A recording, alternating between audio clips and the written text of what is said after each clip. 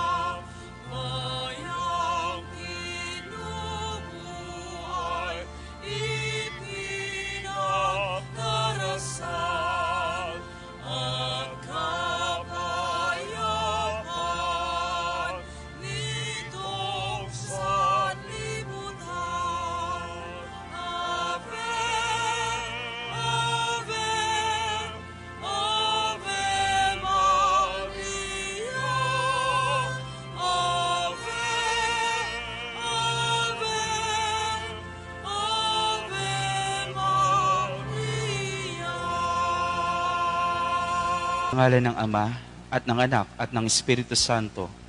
Amen.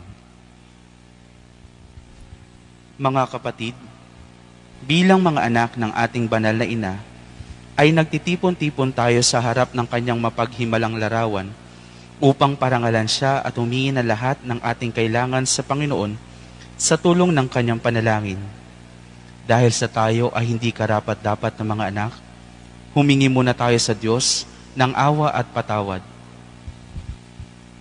Mahabaging Ama, sinugo mo sa lupa ang iyong banal na anak upang tubusin at iligtas kami sa pamamagitan ng kanyang pagkamatay at muling pagkabuhay at upang bigyan kami ng bagong buhay. Sa pamamagitan nito, ginawa mo kaming iyong mga anak upang magmahalan kami tulad ng pagmamahal ni Kristo sa amin.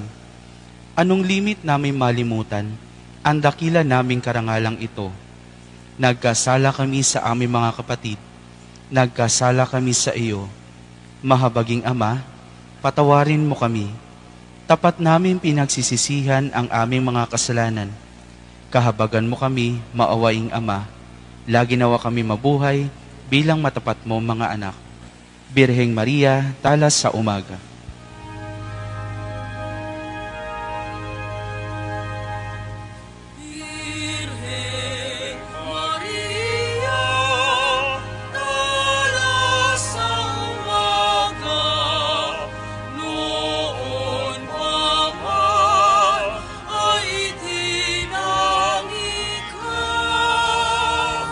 Ang iyong liwanag ang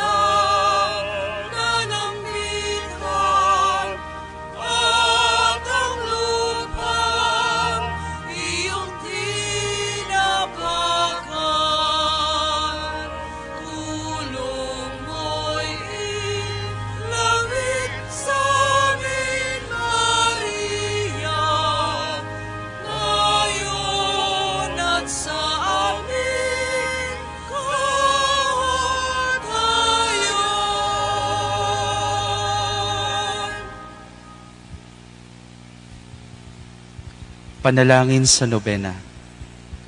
Mahal na ina na laging saklolo, buhat sa krus, ibinigay ka sa amin ni Jesus upang maging ina namin. Ikaw ang pinakamabait, pinakamasintahin sa lahat ng mga ina.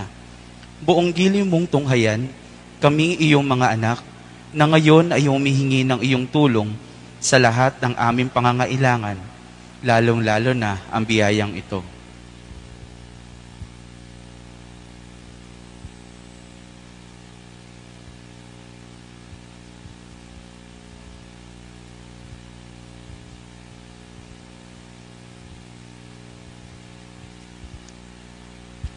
Nung ikaw ay nasa lupa, minamahal na ina, ikaw ay buong puso nakiramay sa paghihirap ng iyong anak, sa tulong ng iyong pananalig at pagtitiwala. Sa makaamang pagmamahal ng Diyos, tinanggap mo ang kanyang mahiwagang kalooban. Mayroon din kami mga krus at mga tiisin sa buhay. Kung minsan ang mga ito'y parang hindi na namin kayang pasanin. Pinakamamahal na ina, bahaginan mo kami ng iyong malaking pagtitiwala sa Diyos. Ipaunawa mo na walang katapusan ang pagmamahal ng Diyos sa amin at tinutugon niya ang lahat ng aming mga panalangin. Sa paraang makabubuti sa amin, palakasin mo ang aming loob sa pagpapasa ng krus, tulad ng iyong banal na anak. Tulungan mong maunawaan namin na sino mang nakikibahagi sa krus si Kristo ay tiyak na makababahagi rin sa kanyang muling pagkabuhay. Pinakamamahal na ina, habang kami nababahala sa sarili namin mga suliranin, huwag sana naming malimutan ang mga pangangailangan ng iba. Mahal na mahal mo sila. Tulungan mong maging ganito rin ang aming pagmamahal sa kanila. Samantalang idinadalangin namin ang aming mga adikain at mga adikain ng lahat ng naririto ngayon, mataintim sa loob na hinihiling namin sa iyo, aming ina, tulungan mo kami makapagdulot ng aliw at ginhawa sa mga may sakit at sa mga malapit ng sumakabilang buhay. Makapagbigay ng pag-asa sa mga dukha at walang hanap buhay. Magpahilom ng sugat ang mga pusong wasak. Makiisa sa pagkilos sa mga inaapi at turuan ng katarungan ang mga sa kanila'y nangaapi. At ibalik sa Diyos ang lahat ng mga nagkasala sa Kanya. Pinakamamahal na ina, tulungan mo kaming umiwas sa kasalanan na naglalayo sa amin sa aming Ama sa langit at sa isa't isa. Buong tiwala naming isinasalalay ang aming sarili sa iyong pagkalinga at lubos na umaasa sa iyong mapagmalasakit na panalangin. Amen. Panalangin para sa tahanan. Ina ng laging saklolo, pinili ka naming reyna ng aming tahanan. Hinihiling namin pagpalain mo ang aming pamilya sa pamamagitan ng iyong matimyas na pagmamahal. Mahigpit nawang bigkisin ng sakramento ng kasal ang mga mag-asawa upang lagi sila maging tapat at mapagmahal sa isa't isa tulad ng pagmamahal ni Kristo sa Santa Iglesia. Hinihiling namin pagpalain mo ang lahat ng mga magulang. Mahalin nawa nila ang mga anak na ipinagkatiwala ng Diyos sa kanila. Naway lagi silang maging huwaran ng kanilang mga anak sa pamamagitan ng kanilang tunay na buhay Kristiyano. Tulungan mong palakihin at arugain ang kanilang mga anak ng may pagmamahal at takot sa Diyos. Pagpalain mo ang mga bata upang kanilang mahalin, igalang at sundin ang kanilang ama at ina. Sa iyong magiliw na pagpapala, tangi naming ipinagkakatiwala ang mga kabataan ngayon.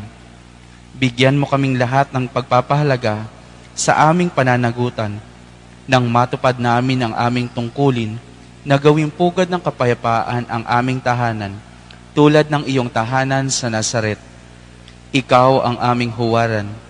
Tulungan mo kami upang sa araw-araw ay lalong magningas ang dalisay naming pagmamahal sa Diyos at kapwa, nang sa gayon maligaya maghari ang katarungan at kapayapaan sa buong sangkatauhan.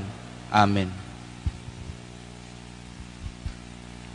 Mga kahilingan sa ating ina ng laging saklolo, Santa Maria, panalangin mo kami. Santang Birheng ipinaglihing walang kasalanan, Ipanalangin mo kami. aming ina ng laging saklolo, Ipanalangin mo kami. kaming makasalanan ay tumatawag sa iyo, Masintahing ina, ipanalangin mo kami.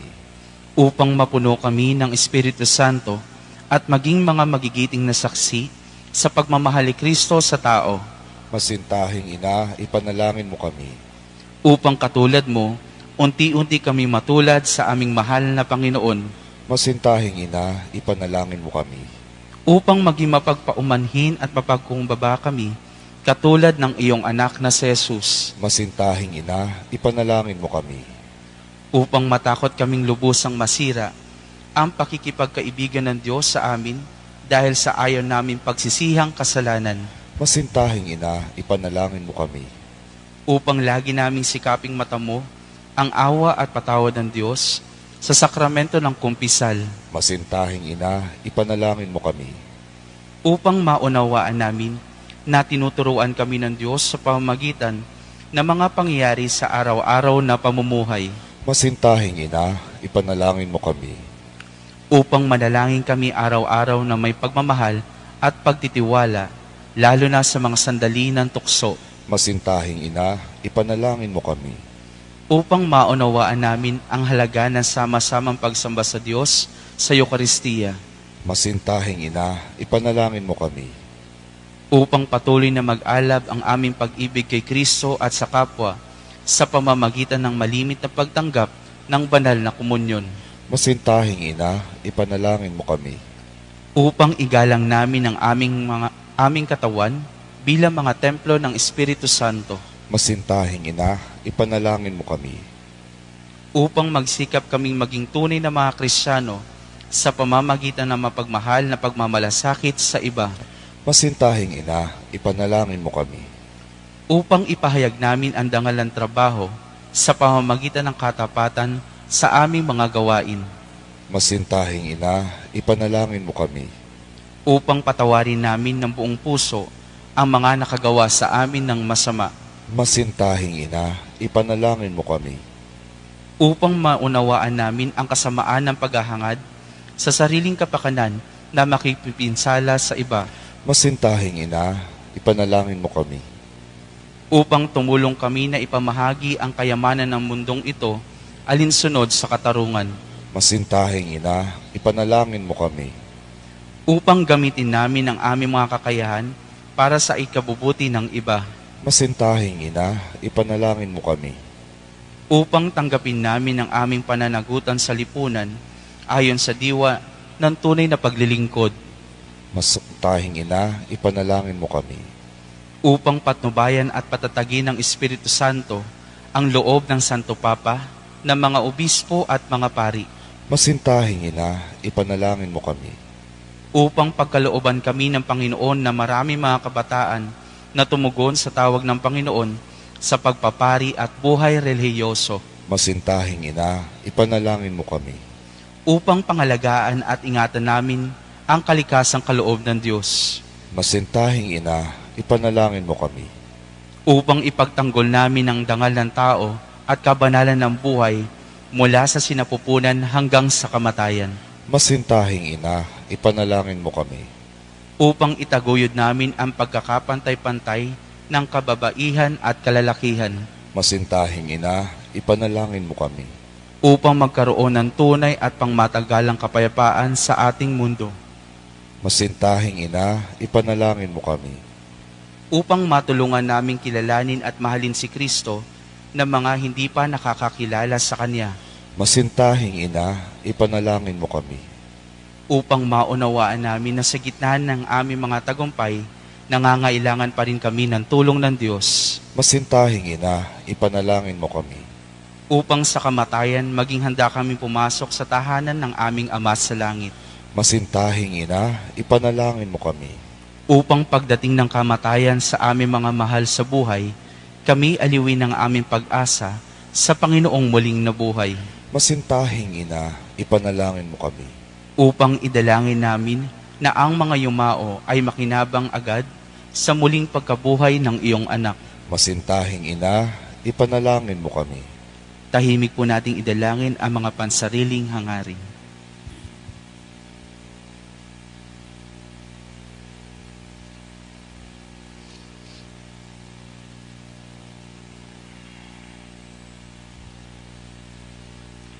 Santa Maria, ipanalangin mo kami, ipanalangin mo ang bayan ng Diyos, maranasan nawa ng lahat ang walang hanggang saklolo ng Panginoon.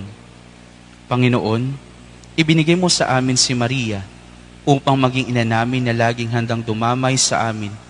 Loobin mo nawa na dumulog kami sa Kanya sa lahat ng aming pangangailangan. Amen. Birheng mahal,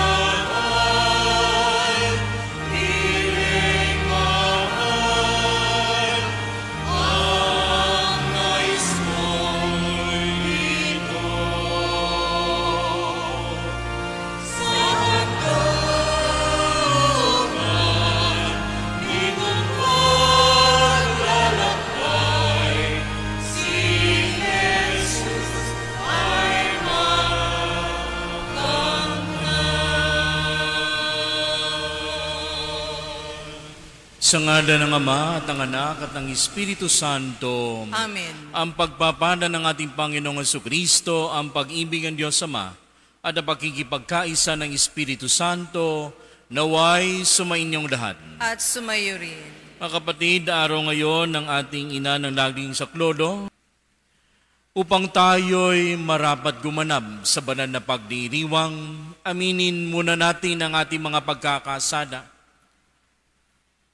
Inaamin ko sa makapangyarihang Diyos at sa inyo mga kapatid, na lubha akong nagkasala sa isip, sa salita at sa gawa, at sa aking pagkukulang, kaya isinasamo ko sa mahal na Birheng Maria, sa lahat ng mga anghel, mga banal, at sa inyo mga kapatid, na ako'y panalangin sa Panginoong ating Diyos. Kaawaan tayo na makapangyarihang Diyos, patawarin tayo sa ating mga kasalanan, dalhin tayo sa buhay na walang hanggan. Amen. Panginoon, kaawaan mo kami. Panginoon, kaawaan mo kami. Kristo, kaawaan mo kami. Kristo, kaawaan mo kami. Panginoon, kaawaan mo kami. Panginoon, kaawaan mo kami. Manalangin tayo. Ama naming makapangyarihan, ginawa mong si Santa Rosa ay mag-alab sa iyong pag-ibig, anupat nilisan niya ang tanang bagay sa daigdig upang tanging para sa iyo makapamuhay ng may matinding pagtitiis na bukal sa kalooban. Bilang tugon sa kaniyang pagdalangin, kami naway tumatahak sa iyong landasin ay makalasap ng tamis ng pag-ibig sa iyong piling sa pamamagitan ni Jesucristo kasama ng Espiritu Santo, magpa sa walang hanggan. Amen.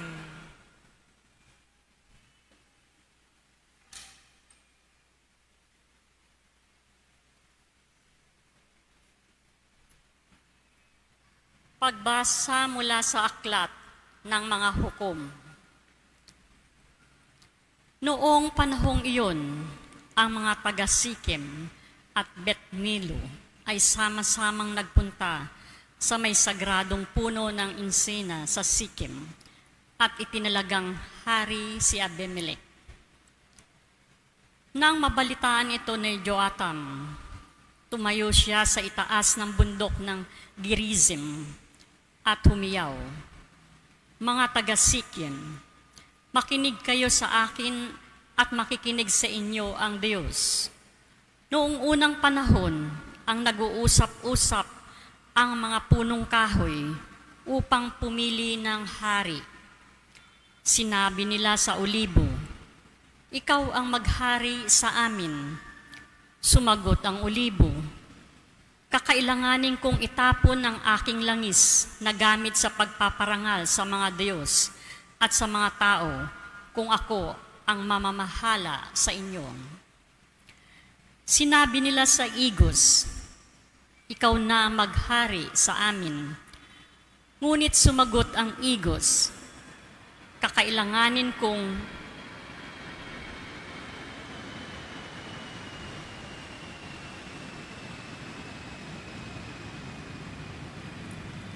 iwan ang masasarap kong bunga kung pamamahalaan ko kayo." Kaya sinabi nila sa ubas, "Ikaw na maghari sa amin." Sumagot ang ubas, "Sa akin nanggagaling ang alak na pampasaya sa mga Diyos at sa mga tao. Kakailanganin kong iwan yaon kung ako ang maghahari sa inyo." Kaya sinabi nila sa dawag, "Ikaw na nga ang maghari sa amin." Ang sagot ng dawag, "Kung talagang ibig ninyo akong maging hari, sumilong kayo sa akin. Kung ayaw ninyong sumilong, magpapalabas ako ng apoy upang sunugin ang mga sidro ng Libano." Ang salita ng Diyos. Salamat sa Diyos.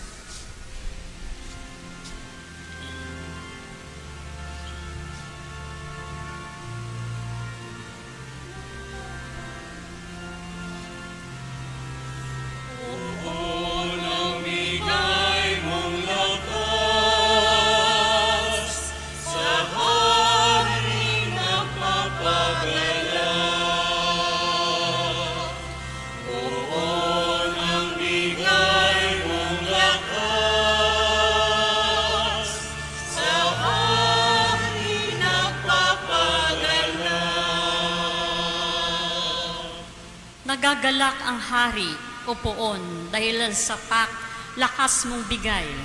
Siya'y nagagalak sa kanyang tagumpay. Binigyan mo siya ng lahat ng kanyang mga kailangan at iyong dininig kanyang kahilingan. Poon ang bigay mong lakas, sa hari nagpapagala. Dinalaw mo siya na ang iyong taglay ay gintong korona. Iyong pinagpalat, pinutungan siya. Hiling niya'y buhay at iyon ang iyong ipinagkaloob. Buhay na mahabat, walang pagkatapos. Poon ang bigay mong lakas, sa hari nagpapagala.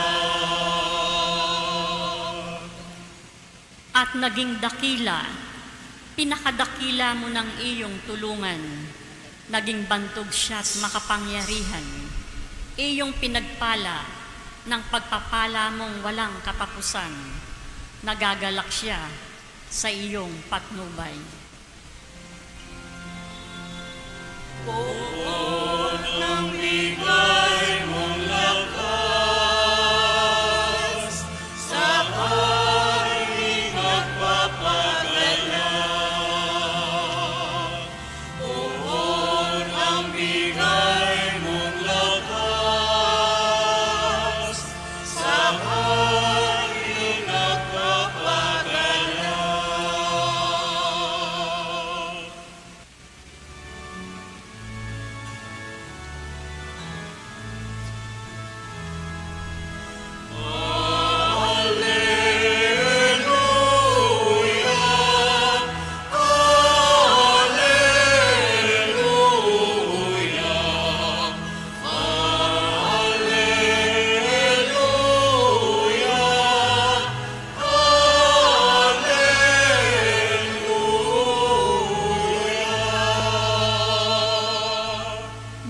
ang salita ng Diyos, ganap nitong natatalos, tanang ating niluloob.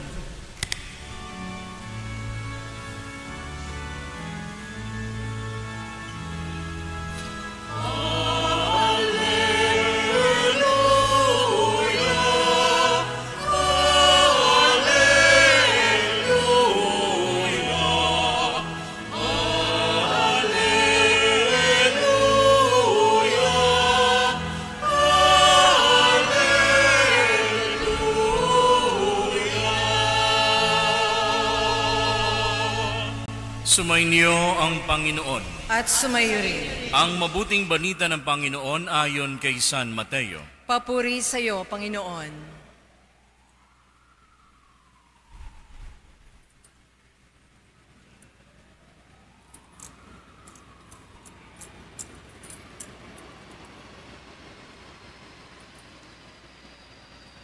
Noong panahong iyon, sinabi ni Jesus sa kaniyang mga alagad ang talinghagang ito. Ang paghahari ng Diyos ay katulad nito. Lumabas ng umagang-umaga ang may-ari ng ubasan upang maghanap ng mga manggagawa. Nang magkasundo na sila sa upa ng 1 denaryo maghapon, sila'y pinapunta niya sa kaniyang ubasan. Lumabas siya muli nang mag-iikasyam na ng umaga, at nakakita siya ng iba pang tatayo-tayo lamang sa liwasang bayan. Sinabi niya sa kanila, "Pumaroon din kayo at magtrabaho sa aking ubasan, at bibigyan ko kayo ng karampatang upa." At pumaroon nga sila. Lumabas na naman siya nang mag-ika-12 ng tanghali at nang mag-ika-3 ng hapon. At gayon din ang ginawa niya.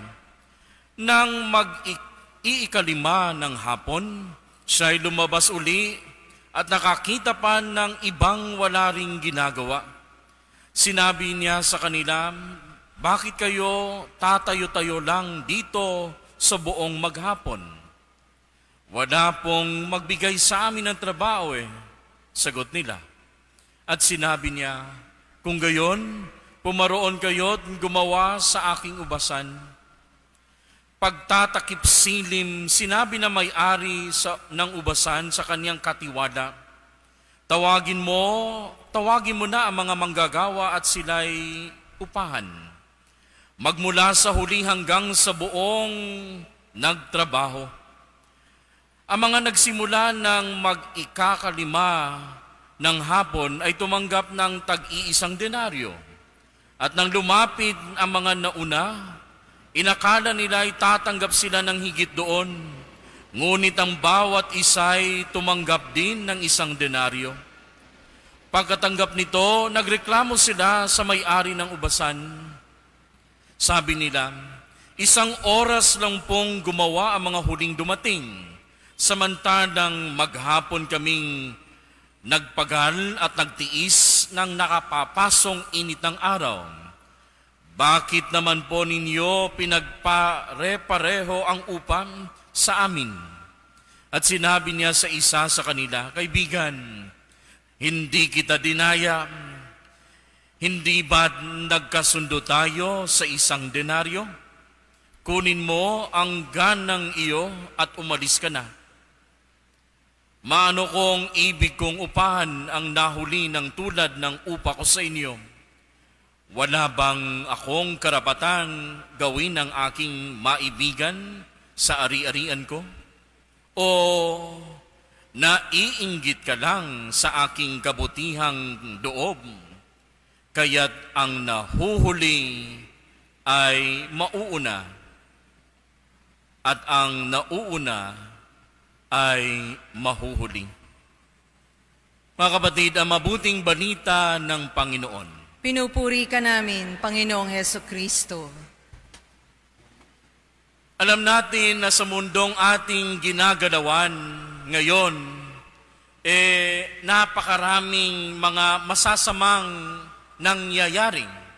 O tayo rin ay kasali ng gumawa ng masama. Sa unang pagbasa mula sa aklat ng mga hukom, ito yung sinasabi ni Joatam. At anong sinasabi niya?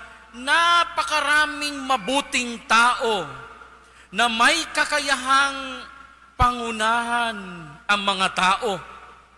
Ito yung sinisimbolo ng ating narinig, sinisimbolo ng mga olibo, ng ubas, at ng igos. Pero lahat sila umayaw. Ayaw naming mangulo sa mga tao. Kaya, ang mga mabubuting tao sana walang ginawa. Anong napala nila? Doon sa mga taong masasama na sinisimbolo ng dawag. Sabi nga, evil exists when good men do nothing. Di ba ho, sa maraming pagkakataon, ay pinili nating manahimik na lang laban sa kasamaan dahil ang ating iniisip, wala naman akong pakialam, hindi naman ako apektado. Talaga nga. Kung sa ating lipunan nga, tayo'y nahihirapan na sa ating ekonomiya, sa ating madaling pabago-bagong panahon. Di ba tayo nahihirapan? At ang dami pa nating walang humpay na mga hinaing. Sa Ebanghelyo,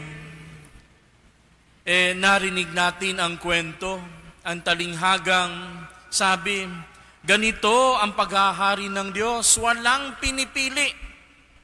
Minsan, ang ating dinadahilan ay kami tao lamang may dinaramdam parang ang daya ng may-ari. Ba't pare-pareho lang ang upa? Na buong araw nagtiis sa init. Isang denaryo lang, katulad ng mga nahuling mga manggagawa. Diba? Ito ang ating sigaw, life is unfair. Pero ano ang tugon ng Diyos? Anong tugon na may-ari ng ubasan? Kaibigan, di ba? Ito ang ating pinag-usapan. Pero hindi po ang hindi pagkapantay-pantay ang problema dito. Ang sinasabi tinutukoy ng Diyos ay kung ang bawat isa sa atin ay may availability at may bukas na loob at handang tumulong at mag-alay o maglingkod sa Kanya. Minsan, nasa huli na ang ating pagpapasya na nakita natin ang kahalagahan pala ng kabutihan at awan ng Diyos. Pero baliwala to sa Diyos dahil araw-araw, kahit na nalugmok pa tayo sa pagkakasala, ay Kaniyang ipinapaala sa atin na naririyan pa rin siya. Kaya nga, ang ating tugon sa Kaniyang kabutihan, Lord, naway ako'y maging handa na. Ano ba ang dapat nating i-give up? Na ba tayo tulad mga manggagawang huli nang pumasok sa ubasan? Siguro, always we come to the Lord on the 11th hour. Does He welcome us? For sure, He will. Pero napakaganda siguro na di na tayo aabot sa 11th hour. Kapag napagnilayan na natin, and when we realize na parang napapalayo na ako sa Diyos, at ang buhay ko'y wala nang sigla, wala nang galak, di na payapa, alam natin, iisa lamang ang makakatugon upang may kakayahang tuldukan ang kagustuhan ng kaaway. At ito ang ating panalangin, mga kapatid, naway sa paanyaya ng Diyos, maging handa at bukas ang ating kadooban kung saan man ang kaniyang pagpapasya sa ating buhay. Siguro, napapanahon na tayo ay humingi ng kapatawaran sa ating mga mahal sa buhay na sa haba ng panahon parang binabaliwala natin. O higit pa roon, inalipustat, siguro pinahiya natin. O panahon na maging makatotohanan sa ating buhay at tapusin na ang pagpapanggap dahil walang ibang magpapalaya sa iyo kundi ang maging makatotohanan. Ano man ang mga nasa harap na mga siguro kinakatakutan natin. Ang Diyos ang siyang bahala. Mga kapatid, sa ating pagdiriwang sa banal na misang ito, hilingin natin sa Diyos, naway sa tulong ng Kaniyang Ina, na ating laging saklodo, ay dinggin ang ating mga hinaing. Tulad nga ng ating ginugunitang santo, si Santa Rosa ng Lima, handang-handang ibigay ang lahat, sumunod sa Diyos. At hindi lamang para sa sarili, ang kaniyang paglingkod sa Diyos ay para sa mga taong walang sigurong may bitukang tumudong, sa mga inaapi, sa mga may sakit, sa mga inabandona, sa mga kapuspadan. Tayo, nag-aantay pa o naririyan na ang tawag ng Diyos. Tayo na lang ay hihingi ng lakas ng loob at tatahaki dito sa nawa.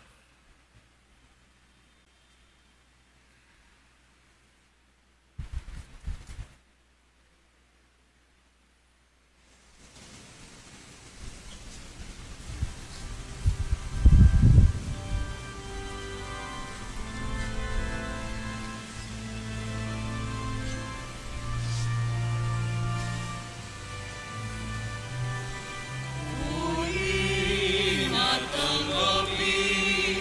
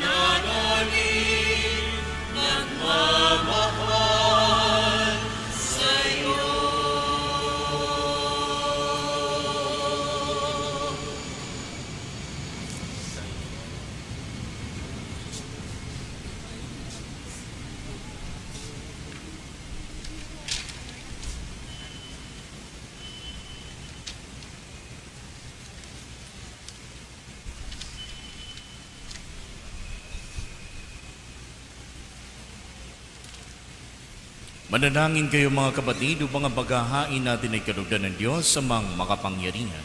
Tanggapin nawa ng Panginoon itong paghain sa iyong mga kamay, sa kapurihan niya at karangalan, sa ating kapakinabangan at sa buong sambayanan niyang banal. Ama naming lumikha, sa pagpapahayag namin sa iyong kadakilaan, ngayong ginugunita namin ang dalagang si Santa Rosa ng Lima, ang kalugod-lugod niyang kagitingan sa pamumuhay, ay magpagindapat nawang kalugdan mo ang aming mga alay sa pamamagitan ng Hesukristo, kasama ng Espiritu Santo magpa sa wadang hanggan. Amen. Sumainyo ang Panginoon. At sumayo rin. Itaas sa Diyos ang inyong puso at diwa. Tinaas na namin sa Panginoon. Pasalamatan natin ang Panginoong ating Diyos. Marapat na siya ay pasalamatan. Ama naming makapangyarihan, tunay na marapat na ikay aming pasalamatan.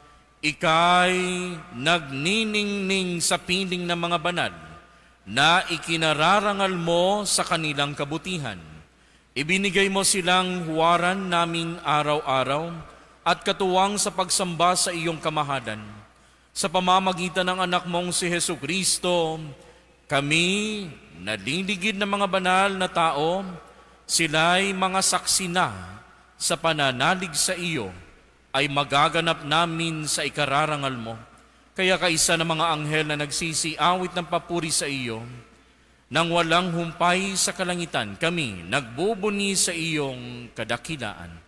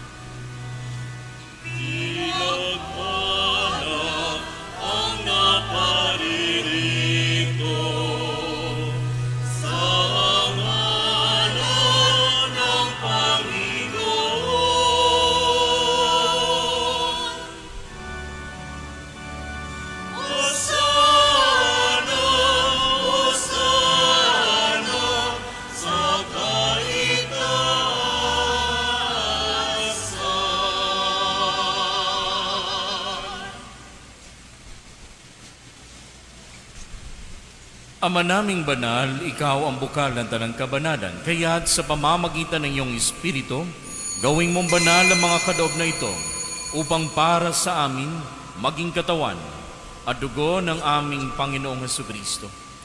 Bago niya pinagtiis ang kusang loob na maging handog, ginawa kaniyang tinapay, pinasalamatan kaniya, pinaghati-hati niya iyon, inabot sa kaniyang mga alagad at sinabi, tanggapin ninyo lahat ito at kanin, ito ang aking katawan na ihahandog para sa inyo.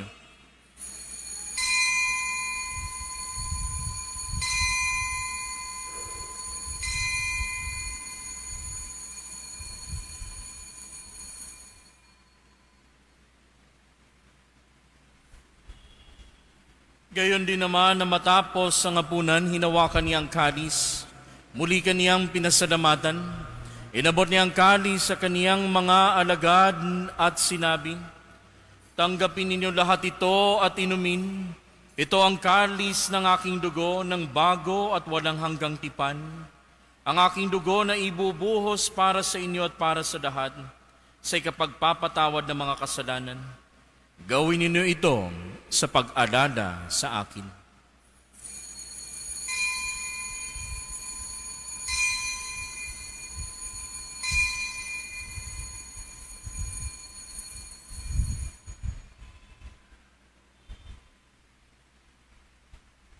Ipagbuni natin ang misteryo ng pananampalataya.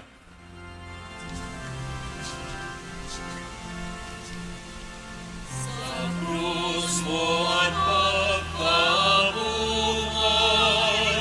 aming natubos mong tunay, Poong Jesus na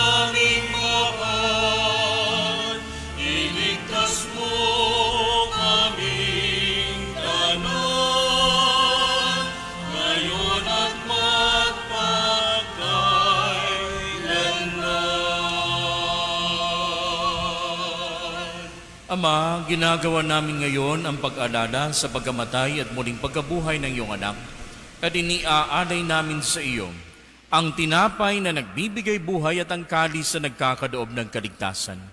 Kami nagpapasalamat dahil kami iyong minarapat na tumayo sa harap mo para maglingkod sa iyo. Isinasamo namin kami magsasado-sado sa katawan na dugo ni Kristo ay mabuklod sa pagkakaisa sa pamamagitan ng Espiritu Santo. Ama, lingapin mo ang iyong simbahang laganap sa buong daigdig. Puspusin mo kami sa pag-ibig, kaisa ni Francisco na aming Papa, ni Jesse na aming Obispo, tanang kaparian at ng iyong sambayanan.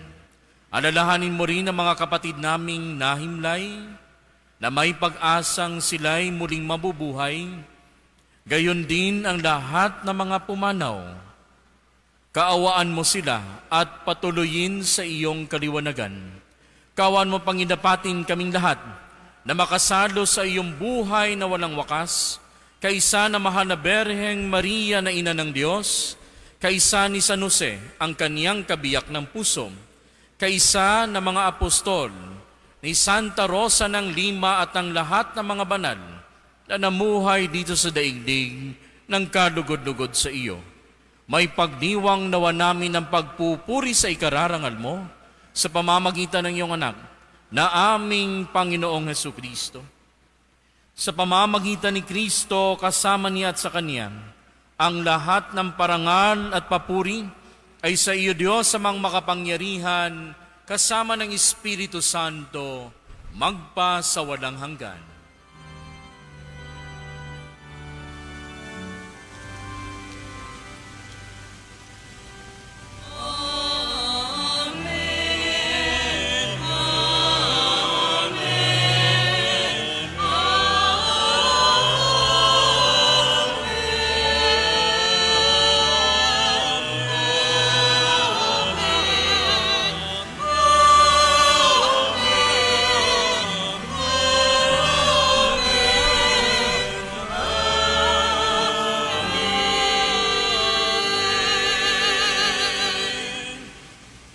At ngayon, sa tagubilin ng mga nakagagaling na utos sa turo ni Jesus na Panginoon natin na Diyos, ipahayag natin ng lakas loob.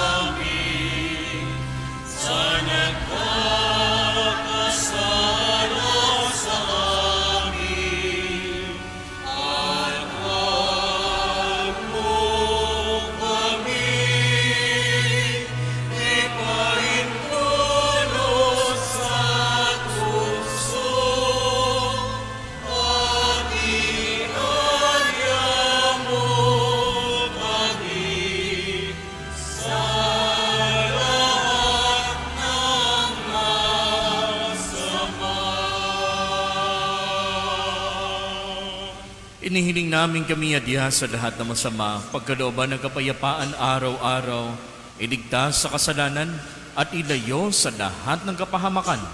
Samantalang aming pinananabikan ang dakilang araw ng pagpapahayag ng tagapagligtas naming si Hesukristo. Sapagkat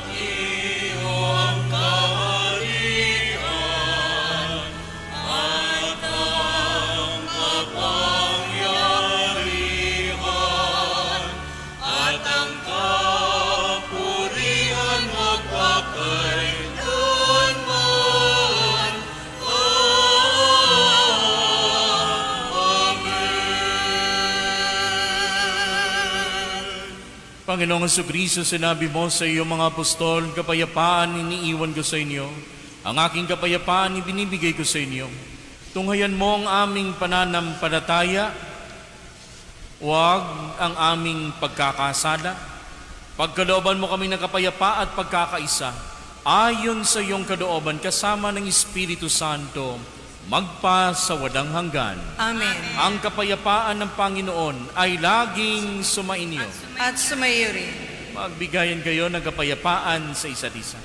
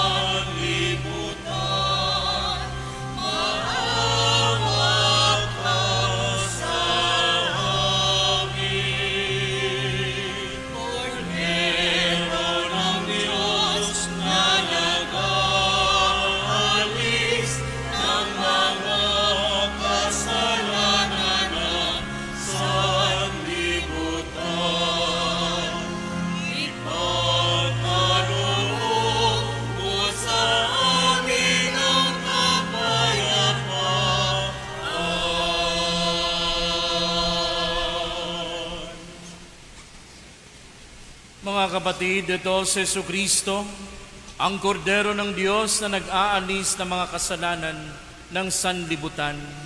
Mapalad tayong inaanyayahan sa kaniyang piging. Panginoon, hindi ako karapat-dapat na magpatuloy sa iyo, ngunit sa isang salita mo lamang ay gagaling na ako.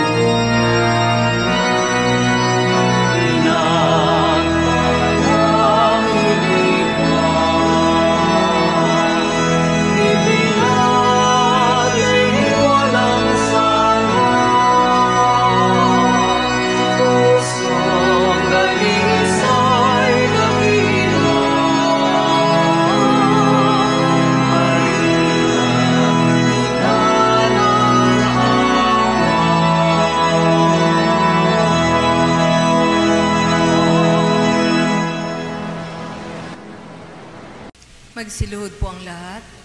Panalangin para sa mga may sakit. Manahinig sandali at alalahanin mga may sakit na nais ipanalangin.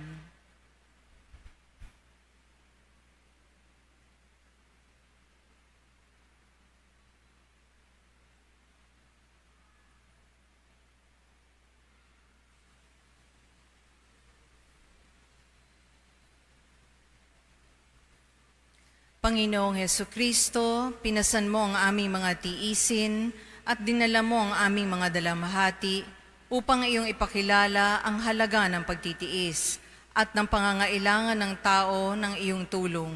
Magiliw mong dinggin ang aming mga panalangin para sa mga minamahal naming mga may sakit. Ipagkaloob mo sa kanila na labis na nahihirapan dahil sa dinaranas silang mga sakit at karamdaman, ang iyong mapaghilom na lakas at kalinga, ibalik mo sa kanila ang kalusugan ng katawan at kaluluwa upang sila ay muling makapaglingkod sa iyo at sa kapwa. Amen. Manalangin tayo. Ama naming mapagmahal, sa pagsasalo namin ngayon sa banal na pakikinabang, matulungan nawa kami ng ulirang katapatan ni Santa Rosa ng Lima, upang tanging ikaw ay aming mahalin habang inaako namin ang malasakin ni Hesukristo kasama ng Espiritu Santo magpa sa walang hanggan. Amen. Sumainyo ang Panginoon. At sumayo rin. At pagpalain kayo na makapangyarihang Diyos, Ama at Anak at Espiritu Santo. Amen. Umayo kayo, taglay ang kapayapaan, pag-ibig ni Kristo. Salamat sa Diyos.